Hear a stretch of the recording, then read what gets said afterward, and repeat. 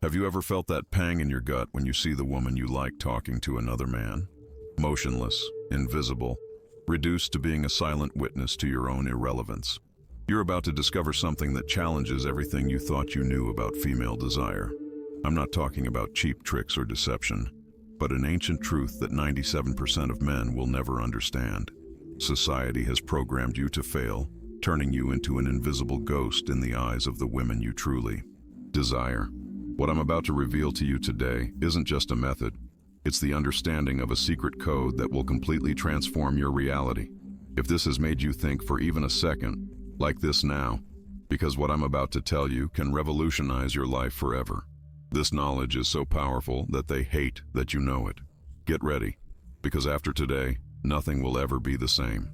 Listen carefully to what I'm about to tell you now, because you're about to discover something that challenges everything you thought you knew about human desire. There's an ancient dance between bodies and minds, a silent game where most men follow rules that never worked, while a few know the secret moves that transform attraction into obsession. I'm not talking about immorality or deception, but something much deeper and more disturbing. The understanding that everything you were taught about winning a woman's heart was a carefully constructed lie to keep you in emotional mediocrity. Do you know that devastating feeling of seeing the woman of your dreams talking to another man while you remain there? Motionless, invisible, reduced to being a silent witness to your own irrelevance. That frustration that eats away at you when you always end up being the kind friend she turns to for venting about the idiot she's with. While you feign understanding, you're tearing yourself apart with helplessness inside. That feeling of being eternally transparent to the women you're truly interested in, as if you were a benevolent ghost condemned to observe from the shadows while others live the life you desire. All that you feel, all that anguish that accompanies you on lonely nights, ends today. Because what I'm about to reveal to you isn't just a method, it's the understanding of a secret code that only approximately 3% of men know and apply. It's extremely rare to find someone who truly masters these principles in practice because they go against all the social conditioning we've received since childhood. Let's be direct and ruthlessly honest with yourself. You've tried everything already, haven't you? You already bought that expensive cologne thinking the scent would give you confidence. You already tried to impress with costly gifts, believing that money buys affection.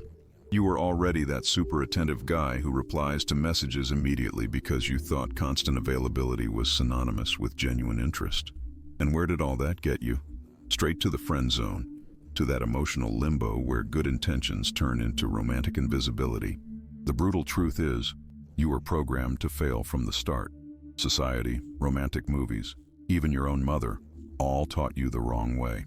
They told you to be gentle, polite, respectful, and don't get me wrong, those are important qualities for being a good human being, but alone, isolated from other more primitive and powerful elements, they don't create that unstoppable attraction that makes a woman unable to get you out of her mind. Do you know what does create it? Tension, mystery, a little calculated danger that activates her deepest instincts. Think with me for a moment. Why does that guy who isn't even that handsome manage to conquer them all? Because he possesses that unwavering confidence that makes women gravitate around him like planets around the sun. Because he understands something fundamental that you haven't grasped yet. Seduction doesn't happen in logic. It doesn't unfold in the realm of rational conversations and convincing arguments. It happens in instinct, in her subconscious, in those primitive layers of the brain where decisions are made before the conscious mind even realizes it. Do you think women consciously choose who they fall in love with? Of course not. It's her primitive brain that decides, that ancient part that comes from caveman times when survival depended on choosing the right mate. And that brain doesn't care about flowers or expensive dinners. It's not moved by romantic gestures taken from movies. It cares about signals of value, social dominance, and protective ability. Now, before you think I'm telling you to turn into a caveman, relax. It's not about being rude or disrespectful. It's about understanding the ancient dance between bodies and minds that happens in seduction. It's about activating the right triggers at the precise moment, about hitting those emotional chords that resonate at frequencies most men don't even know exist. I spent over 10 years studying this, testing it on the battlefield of human interactions, observing what works and what miserably falls apart. and what I discovered went against everything preached by the relationship experts swarming around selling sweet but ineffective advice. Do you want to know the secret nobody tells you? Women don't want a man who is always available, who is there every time they snap their fingers. They want a man who has options, a man who doesn't need them to feel complete. Paradoxical, isn't it? The less you need her, the more she will desire you. It's a contradiction that defies all romantic logic, but it's a psychological truth as solid as the laws of physics. But how do you demonstrate this without becoming an insensitive jerk? How do you create that aura of disinterested interest without appearing fake or calculating? That's exactly what the system I'm about to reveal to you will teach. These are 4 fundamental pillars that will transform you from an ordinary guy into an attraction magnet. Pay attention, because what's coming is pure gold, distilled from years of observation and practice. In the depths of the feminine soul lurks an unspeakable truth, a primordial hunger that no modernity has been able to tame. That dancing shadow between desire and rejection, that abyss between what her lips utter and what her body craves. Do you feel it? That tremor that runs down your spine when you understand that love is older than your words to name it, wilder than your attempts to contain it. Look in the mirror. You see that good man, that polite gentleman who opens doors for her and tells her she's beautiful every morning. That man is invisible to her. Worse than invisible, he's predictable. And predictable, in the secret language of female desire, is synonymous with death. There's a monster every woman carries written in her DNA, a monster that even she doesn't understand, a monster that makes her despise the man who adores her and crave the one who ignores her. Do you know why women say they want a sensitive man but end up with the one who makes them cry? It's not masochism, it's pure biology. For millions of years, the women who survived were those who chose the warrior, not the poet, the hunter, not the philosopher, the man who could kill for her, not the one who died for her. And that program is still running every damn day. Do you think love is communication, understanding, tenderness? She says she believes it too. She lies. Her body doesn't lie when it responds to the man who challenges her, who confronts her, who doesn't need her. Have you noticed how her eyes light up when she talks about the ex who treated her badly? How her voice changes when she mentions the arrogant boss everyone hates? That sparkle isn't trauma, it's desire in its purest form. The first pillar is movement. Seduction doesn't begin with a simple, polite hello that fades into the air without a trace. It begins with a rupture, a break in the expected, a spark in the silence that awakens something dormant within her. Forget everything they told you about traditional introductions. Forget that robotic "how are you" that dies the moment it's uttered and immediately classifies it as just another interaction in the crowd. The first move isn't about being nice or harmless. It's about taking control of the emotional rhythm from the first second, about establishing that you are not just one of the herd of predictable men who approach her with the same worn-out lines and the same approaches she's heard 1,000 times. Imagine approaching her, but instead of being predictable like everyone else, you say something like, "You look like someone who hates superficial conversations, but secretly loves chaos." At that moment, something changes in her expression. She pauses, blinks. Her brain activates like an engine that just received high-octane fuel. Why does this happen? Because you've interrupted her automatic pattern, that mental filter programmed to automatically dismiss generic men who approach her. In that instant, you are no longer one of them. You've made her curious, and curiosity is the gateway drug to desire. This is what most men never understand. The first sentence is the foundation of the entire game that follows. It's like the opening move in chess. It sets the tempo for the entire game. It defines the emotional battlefield.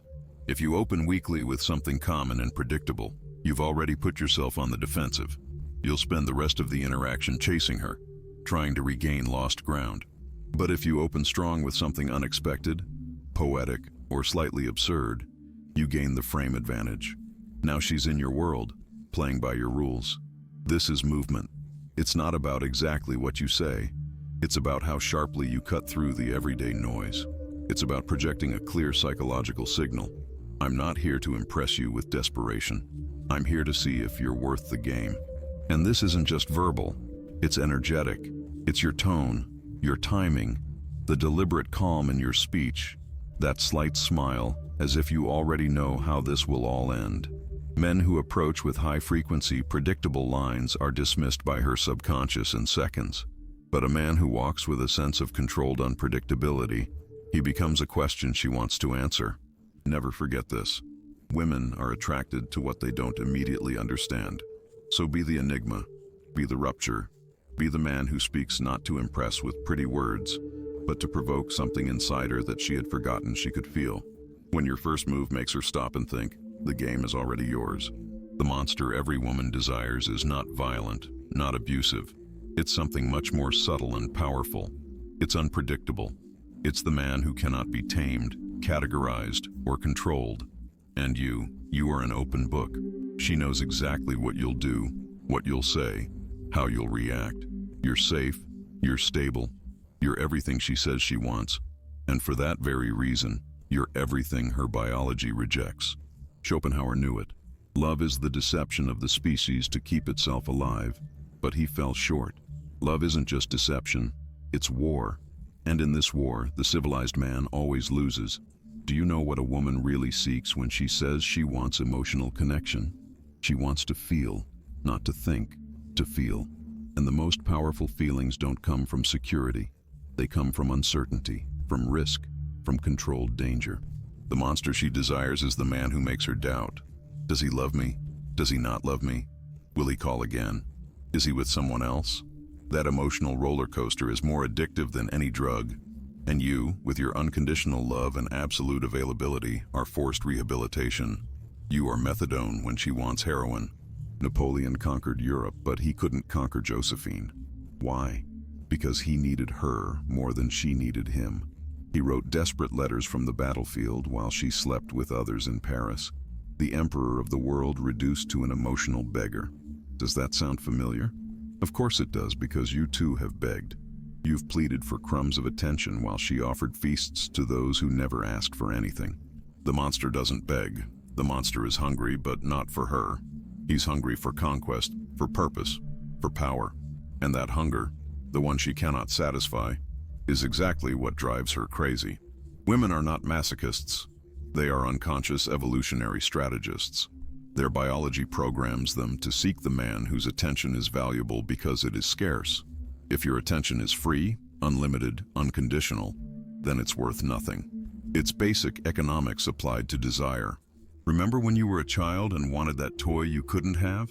How you desired it with every fiber of your being. And do you remember what happened when you finally got it? In 2 weeks it was forgotten in a corner. You are that available, predictable, forgettable toy. The monster is the toy behind the glass, always visible, never completely attainable. Man is a wolf to man, said Hobbes. He was wrong. Man is a lamb to a woman when he forgets he was born a wolf. Do you want to know why your relationship died? Don't look at what you did wrong. Look at what you stopped doing right. You stopped being dangerous. Not dangerous in a physical sense, dangerous in an existential sense. You stopped being a force of nature and became just another piece of furniture in the house. Comfortable, useful, ignorable. The monster she desires has 3 characteristics that you have lost or never had. First, a purpose greater than her. The monster does not live for her. She is a pleasant addition to his life, not the center of it. He has a mission, an obsession, a conquest to pursue. And she knows it, feels it, and gets excited by the idea of being the woman of such a man, not the life project of an empty man. Second, the ability to say no. When was the last time you said no to something important? When did you prioritize your needs over hers? The monster says no naturally, without guilt, without explanation, and every no is an involuntary aphrodisiac. Third, emotional mystery. You vomit your feelings like a teenager in his first love. The monster maintains silences that she desperately wants to fill. It's not calculated coldness. It's instinctive emotional economy. Aristotle spoke of potency in act. You are pure act. Everything is done, expressed, consumed. There is no potency, no mystery, no territory to conquer. The second pillar is attitude. This is where the entire foundation of attraction begins to harden into something unbreakable, something untouchable, something extraordinarily rare in the modern world. Confidence isn't what you say, it's what you don't need to say. You see, she perceives everything before you open your mouth. She reads your essence. She observes how you sit, how long you maintain eye contact, whether your presence fills the room or begs for space. True confidence is silent. It walks unannounced, speaks slowly, moves with certainty, and above all, it doesn't fear loss. That's the attitude you need to embody. I don't need you, but I'm not afraid of you either. This is the stance that turns the entire power dynamic on its head, and once you learn it, she starts qualifying herself to you instead of you having to prove your worth to her. Let me make it visual so you understand it completely. Think about the last time you walked into a car showroom. The salesman who hounded you, who clung to you like a shadow, who kept asking, "Do you like it? Do you want to test drive it? What do you think?" He radiated a desperation you could smell, and you instantly had the advantage because his need diminished his value in your eyes. Now imagine another salesman. He greets you calmly, elegantly shows you the car, then quietly withdraws. He knows what he's offering. He knows that you will feel it if it's right for you. Suddenly you feel the need to prove you're worthy of the deal. You start asking questions. You start justifying your interest. It's exactly the same in seduction. When you show that your life is complete, rich in purpose, full of joy, anchored in strength, with or without her, you become the prize, not the desperate hunter, not the emotional beggar who pleads for attention. And women don't chase men they pity. They chase men they respect, men who represent something they want to achieve or experience. How do you radiate this attitude through your body? Because words lie, but energy never lies. Shoulders relaxed but strong, upright posture that speaks of dignity, unwavering eye contact that doesn't apologize for existing, slow, steady breathing, precise and intentional movements as if you own time itself. No trembling hands, no nervously bouncing legs, no fast, anxious speech. You speak as if you trust your silence because studies show that over 90% of communication is nonverbal. She doesn't just hear you, she feels you in every fiber of her being. And if your energy says, "Please love me," she will pull away even if your words say something completely different. But if your presence says, "You're welcome to accompany me, but I don't bend for approval," she leans into you because detachment is intoxicating. It's addictive. It's what most men never manage to convey. This is the paradox that changes everything. The less you seek validation, the more your value multiplies in her eyes. So remember, don't chase her attention. Chase your own inner power, because when a man becomes magnetic from within, everything outside begins to orbit around him as if he were the gravitational center of his own universe. The monster is pure potency, contained energy that could explode at any moment, but chooses not to. That tension between what he could do and what he chooses to do is what keeps a woman on the edge of the abyss. Have you seen how she behaves with the man who doesn't reply to her messages immediately? How she obsessively checks her phone? How every one of his messages is worth 100 of yours? It's not that he's better than you. It's that he understands, consciously or unconsciously, that female desire operates on tension, not satisfaction. You eliminate all tension, you reply in seconds, you're always available. You're an open faucet of attention and affection, and then you wonder why she'd rather die of thirst than drown in your ocean. Nietzsche cried out, "God is dead," but he forgot to add, "and with him died the last man women could respect." The modern monster isn't the gym alpha male who mistakes muscles for masculinity. That's just another lamb in disguise. The true monster is more subtle, more lethal. He is the man who can destroy and chooses to build, who can wound and chooses to heal, but she knows he could destroy. That latent power is what excites her. Why do you think women fantasize about vampires, mobsters, dangerous men who are domesticated? It's not the violence that attracts them. It's the contained power. The beast who chooses to be a prince, but who could revert to being a beast if the situation required it. You have no beast. You killed it years ago on the altar of the modern sensitive man. You sacrificed it to be accepted, loved, validated, and with it died your deepest attraction. Women smell weakness like sharks smell blood. Not consciously, it's not malice. It's evolutionary survival. A woman cannot entrust her life and the lives of her children to a man who cannot even protect himself. Protect himself from what in the 21st century? Not from bears or invaders, but from mediocrity, from conformity, from spiritual death, which is living without purpose. The monster protects himself from all that with a ferocity she recognizes and desires. Look at how women react to men obsessed with their work, their art, their mission. They criticize them, yes. They complain that they don't pay enough attention, but they never leave them. They never leave them because deep down, They know that being with a man who has something more important than them is the greatest feminine privilege. It's paradoxical. She wants to be the most important thing in your life, but she will despise you if she succeeds. This is the trap you fell into.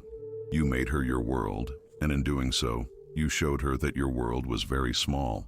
So small that it fit entirely in her hands. So small that she could crush it whenever she wanted. The monster has a world so vast that he can barely encompass it with his gaze, and she spends her life trying to conquer more territory in that world, knowing she will never conquer it all. That is the difference between you and the monster. You give her a conquered kingdom. He offers her an eternal war. And guess what a woman prefers? Biology doesn't lie. Culture does. The third pillar is negligence. This is the most counterintuitive of all. The seductive art of stepping back right at the peak of connection.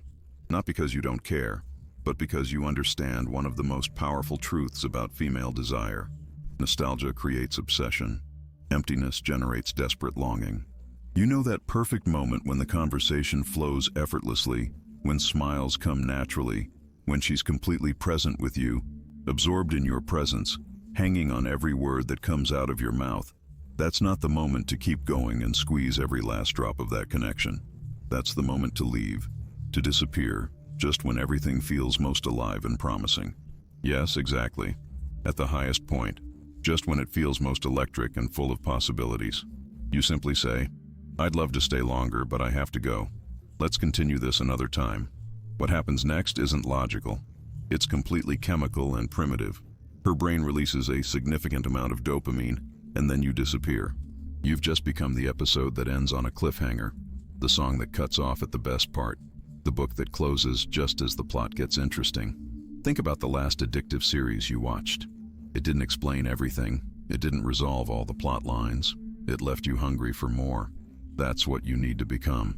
Not the 3-hour movie that drags on until everyone loses interest, but the tense, suspense-filled episode that leaves her breathless and counting the days until the next season. This means you don't reply the moment she texts you. You don't answer every call as if you were waiting by the phone. You live your life. You move through your world like a man on a mission, a man who has options, purpose, his own gravity. Because when she notices your absence, her emotional radar activates in a way she can't control. Where are you? Who are you with? Why haven't you replied? And at that moment, she's not just thinking about you, she's feeling you. Now you're looping in her mind, replaying your voice, rereading your last text as if it were a secret code she needs to decipher. This is the crucial shift when she starts pursuing, not out of strategy, but out of tension, unresolved emotion, a craving for resolution. That's what most men never understand. They stay too long, reply too fast, eliminate all tension, and in doing so, they kill desire in its cradle. But you will learn to gracefully step away, to leave her with a taste, not the whole meal, to create silences that resonate louder than words, because that is the most beautiful and cruel paradox. The less she has of you, the more she will need you. This isn't blind arrogance. It's not calculated manipulation. This is pure psychology applied with mastery. And the man who masters it doesn't chase like a desperate predator. He attracts by letting go, pulls by releasing, conquers by retreating at the perfect moment. And you've believed every cultural lie about what women want. Women want equality. A lie. They want a man they can admire upwards, not sideways. Women want emotional vulnerability. Half-truth. They want to see it, not live it. They want to know you can feel, not that your feelings control you. Women want a best friend, the biggest lie of all. They already have girlfriends for that. From you, they want something they can't get from any friend. Sexual polarity. The monster understands that female attraction works through polarity.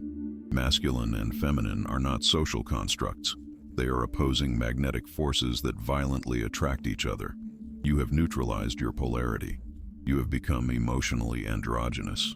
Not too masculine to avoid being toxic. Not too feminine to avoid appearing weak. You are the dead zone where no current flows.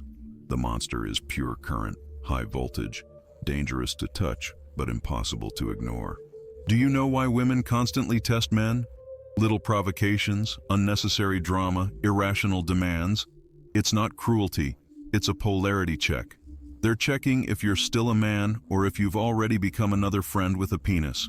You fail every test, you give in, you apologize, you seek peace at any cost, and with each concession, her vagina dries up a little more. The monster doesn't seek conflict, but he doesn't fear it. When she pushes, he becomes unmovable, not with violence, but with the calm of someone who knows he has nothing to prove. There's a scene that repeats in millions of bedrooms. She starts a fight over nothing. He tries to reason, calm her down, resolve it. The fight drags on. He gives in for peace. She goes to bed, turning her back on him, as dry as the Sahara. Now imagine the scene with the monster. She starts the fight. He looks at her, smiles, and goes back to what he was doing. She follows him, yelling. He grabs her by the waist, looks her in the eyes without a word, and kisses her. End of fight. Beginning of desire. What's the difference? The first negotiates from weakness. The second acts from strength. Women don't want to win these battles. They want to know they are with a man who could win them all, but chooses his battles wisely. They want the monster who could devour them, but lets them live. Do you want to know the darkest secret of female desire? It's not that they want to be dominated. It's that they want to choose who they allow to dominate them. And they don't choose you because your domination is false. It's a pose. It's a performance learned from cheap seduction manuals. The monster doesn't act dominant. He is dominant over himself. First and foremost, he dominates his impulses, his fears, his need for validation, and from that natural self-mastery, everything else flows. You can't even control your impulse to check her Instagram every hour. The hierarchy exists, whether you like it or not. In every human interaction, it's decided who leads and who follows. And in your relationship, even if you're the CEO of a company, even if you earn millions, even if you're 6'6", she leads. How do I know? Because the one who needs more always loses power, and you need her like air. She knows it, she smells it, she uses it. The monster reverses the equation, not because he doesn't feel. He feels deeply, but his life doesn't depend on those feelings. He can love and lose and still be himself. That emotional self-sufficiency is the most powerful aphrodisiac that exists. He who loves most suffers most, said some suicidal poet. He was right, but he drew the wrong conclusion. The answer is not to stop loving. It's to love from abundance, not from scarcity. The fourth pillar is audacity, taking initiative and escalating the interaction when necessary, without paralyzing doubts. This is the moment of truth where most men fail miserably, where all the previous pillars collapse if you don't have the courage to act. You created attraction, built emotional tension, played the game of detachment. Now you need to act decisively. And this is where fear appears in all its ugliness. The fear of rejection, the fear of ruining everything you've built, the fear of being seen as invasive or inappropriate. But let me tell you a secret that will transform your perspective forever. Women want you to take the initiative. They fantasize about a man who knows what he wants and isn't afraid to go for it without apologizing for his masculinity. Almost no one realizes this, but hesitation kills more opportunities than rejection itself. When you feel the moment is right, act without asking permission, without asking if you can. You read her signals and move forward with the confidence of someone who understands the silent language of desire. It could be taking her hand as you walk. It could be pulling her closer during a conversation. It could be that perfect kiss in the moment when silence speaks louder than 1,000 words. Calculated audacity is what separates men from boys playing at being men. It's what makes her mention you to her friends the next day. It's what creates impactful memories she can't forget even if she wanted to. Are you ready for this level of intensity and commitment? Now I know what you must be thinking, and let's clarify it once and for all. This is not manipulation in the toxic sense of the word. It's not being a heartless jerk. Manipulation is when you lie, deceive, or do something against her will. What I'm teaching you is exactly the opposite. It's about being authentic in your masculinity, understanding what truly creates attraction, and acting accordingly with that understanding. Think with me. When a woman puts on makeup, chooses a beautiful outfit, uses a special perfume, is she being manipulative? Of course not. She is presenting herself in the best possible way. She is using tools to become more attractive. That is exactly what you are doing. Using psychological tools to awaken genuine attraction. It's not about deceiving anyone or creating a fake personality. It's about being the best, most authentic, and most powerful version of yourself. And let me tell you something few men know. Women want to be seduced. They dream about it, read books about it, watch movies about it, but they want to be seduced by a real man, not by an insecure guy who apologizes for existing, not by a man who is afraid of his own shadow. They want to feel that chill in their stomach, that tension in the air, that game of glances that says more than 1,000 empty conversations. And when you master the secret code I'm revealing to you, you become that man. You become the guy they can't get out of their head, the mystery that keeps them awake thinking. Remember that chess metaphor I mentioned at the beginning? Every interaction with a woman is a game, and while most men play defensively, afraid of losing the queen, you will be 3 moves ahead. You'll know when to advance, when to retreat, when to sacrifice a piece to win the entire game. And most importantly, you'll play to win, not to avoid losing. There's a colossal difference between these two mindsets. Playing not to lose is what keeps you in the friend zone. It's what makes you afraid to take risks. It's what leaves you paralyzed in inaction. Playing to win is taking calculated risks. It's understanding that some defeats are part of the learning process. It's knowing that every no brings you closer to a definitive yes. And here's another secret that almost no one applies in real life. The more you practice, the more natural all of this becomes. At first, it might feel strange. It might feel like you're playing a role that isn't yours, but over time these behaviors become part of who you truly are. You no longer need to think about every move. Your instinct already knows what to do without your conscious mind interfering. It's like learning to drive. At first you think about every action: clutch, shift, gas, brake. After a while, you do it all automatically while chatting with the passenger. Seduction works the same way. The more you practice the pillars of the system I'm revealing to you, the more natural they become, to the point where you no longer need to think. You simply are this high-value man. You love like a beggar, desperate, grateful for any crumbs, terrified of losing the little you have.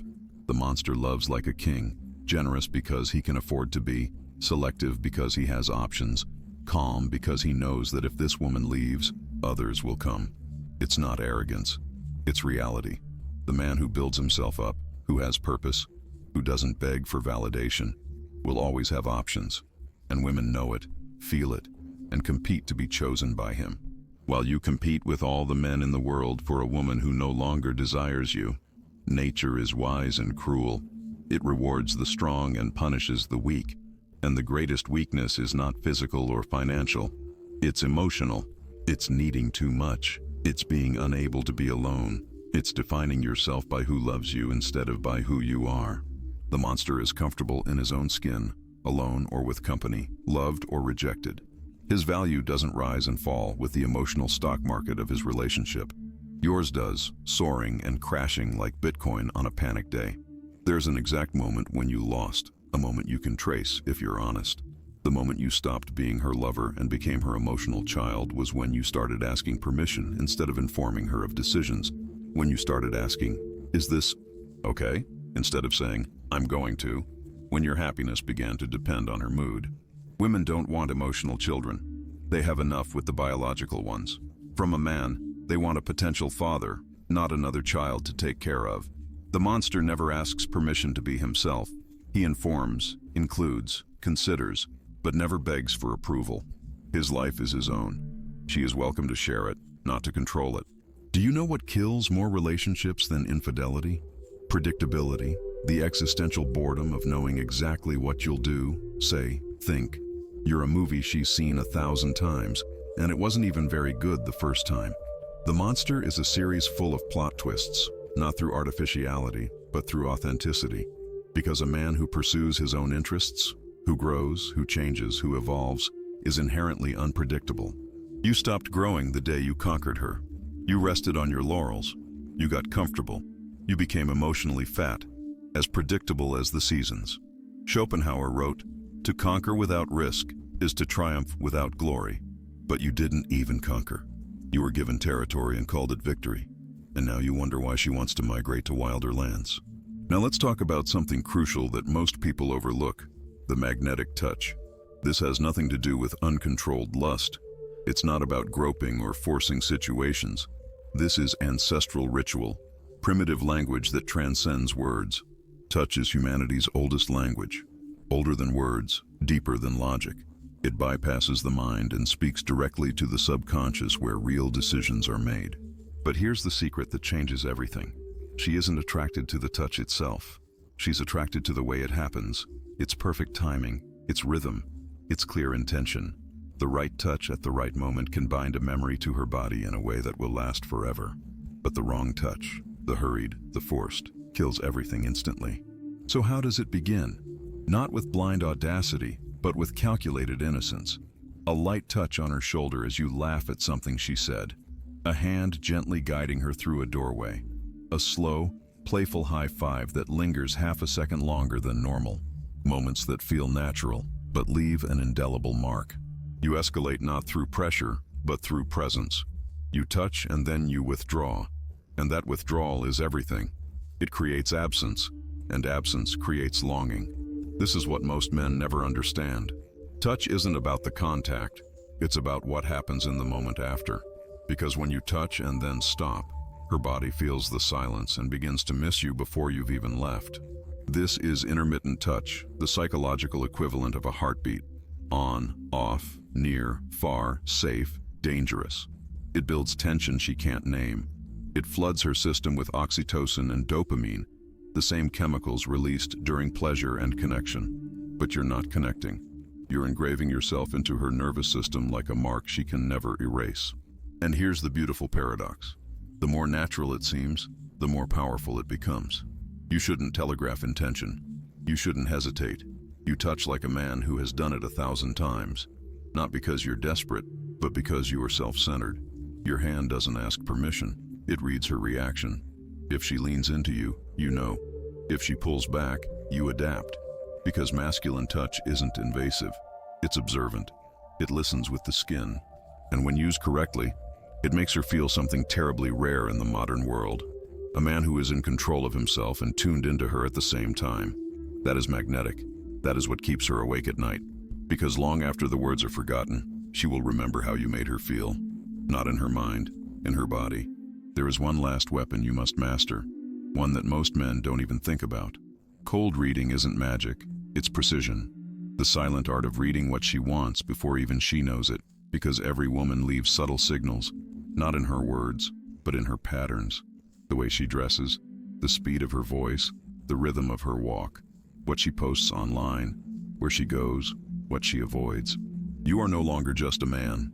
You are an emotional detective reading between the lines, tracing the energy behind the words, feeling the signals she doesn't say aloud.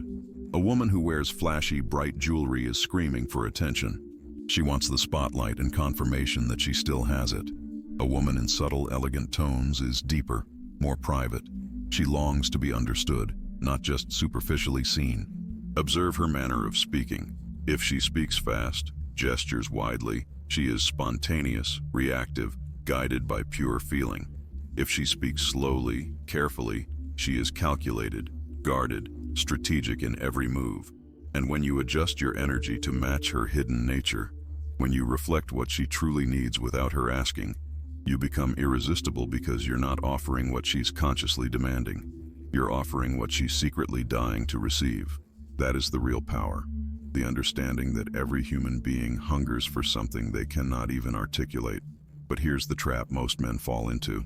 They try to do everything instantly. They gorge themselves on techniques. They force results. They imitate. They act. They perform a script that isn't theirs. But this isn't acting. This is embodying your true masculine nature. So slow down. Start with just one pillar.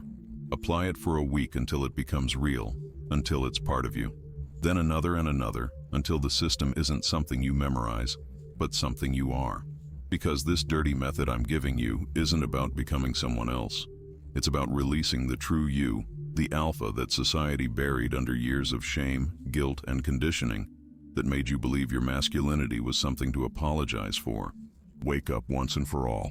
Time is slipping away while you stay there brooding, overthinking every possibility. Other men are already using this and getting results while you keep watching, keep doubting, keep wondering if this really works. Ask yourself, in 5 years, do you want to be in exactly the same place with the same silent frustrations? Seeing the woman you wanted in the arms of a man who simply knew how to move?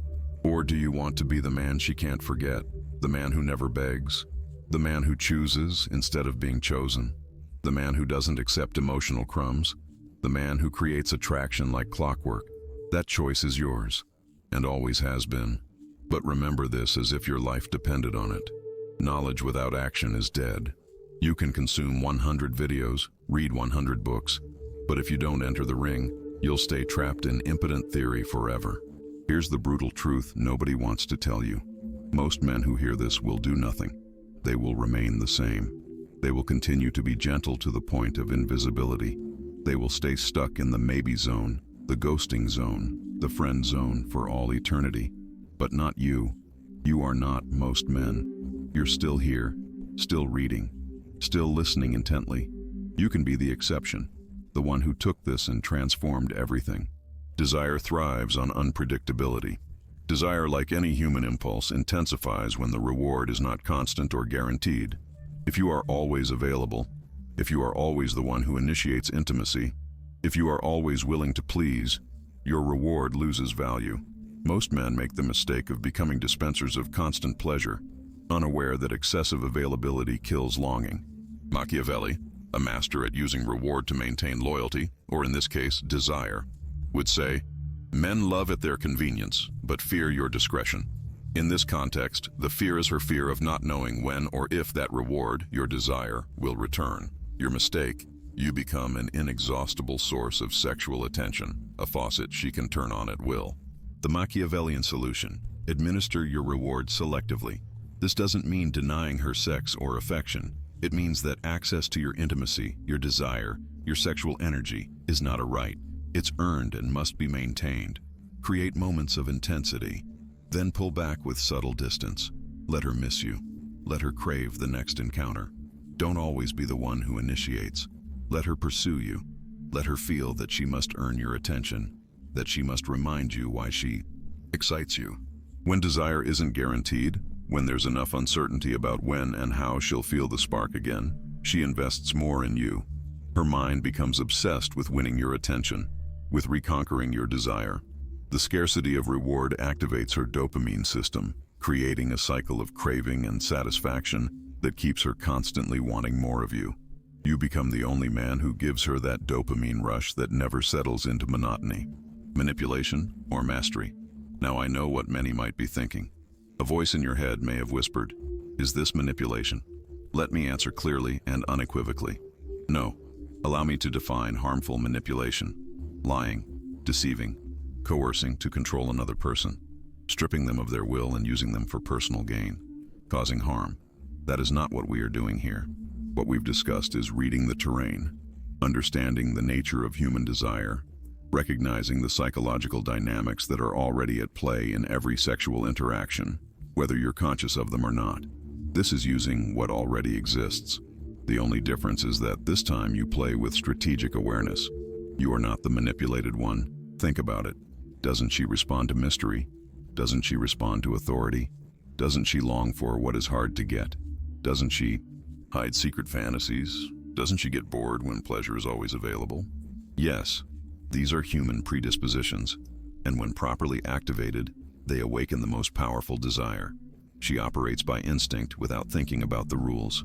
You, by understanding the rules, now have the opportunity to become conscious, to be strategic, to be intentional in how you ignite and maintain that fire. It's not about being a predator. It's about becoming a master in the art of attraction. Silence speaks when words fall silent. Do you feel it? That void that remains when the illusion fades, when you understand that she never loved you as you believed, that everything was a mirage built on your own needs. That void is your first step towards freedom. That void is the door through which the monster you've always been will emerge. You've come this far. You've seen the secret code. You've felt the primitive force that dwells within you under layers of conditioning. And now what? Will you close this video and return to your life as an emotional beggar? Or will you dare to use the scalpel of truth to excise the weak man they've led you to believe you are? It's not easy. It's a labyrinth of mirrors where every reflection is a man who could have been but wasn't. The path is solitary, Few dare to walk it. Few endure the rawness of seeing themselves unfiltered. Most prefer the sweet lie, the comfort zone, the slow death by invisibility. But you who are still here, have shown that you are different. You have shown that you are willing to face the pain to achieve freedom. Remember this: he who doesn't act today will pay tomorrow. He who doesn't decide to become the monster within him will be devoured by time, by mediocrity, by regret. You cannot escape this law. Either you create attraction or you beg for affection. There is no middle ground. What will you choose?